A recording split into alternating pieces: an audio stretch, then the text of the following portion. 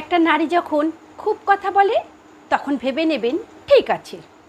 একটা নারী যখন খুব কথা বলবে, খুব ঝগড়া করবে, তখনও ভেবে নেবেন ঠিক আছে। কিন্তু একটা নারী যখন চুপ হয়ে যাবে তখন ভাববেন কিছু গণ্ডগোল আছে।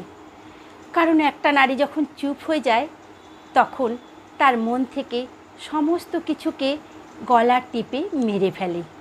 কারণ সেভাবে তার ঝগড়া, লড়াই, কথা বলা সব কিছুর স্টেজ শেষ হয়ে গেছে।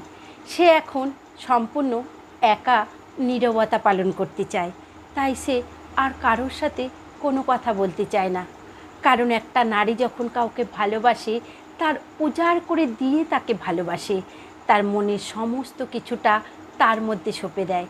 নারীটা যখন সমস্ত কিছু তার মধ্যে থেকে অবহেলা, অপমানিত, লজ্জা, ঘৃণা সব কিছুকে উপেক্ষা করে তার কাছ থেকে শুধুমাত্র তিরস্কার পায়, তখন নারীটা চুপ হয়ে যায়।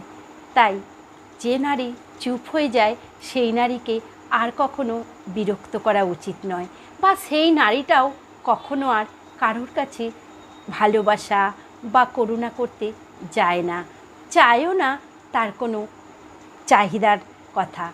কারণ সে ভাবে আর প্রয়োজন নেই, প্রয়োজন শেষ। চুপ হয়ে যাওয়া নারীরা অনেক ভয়ানক হয়।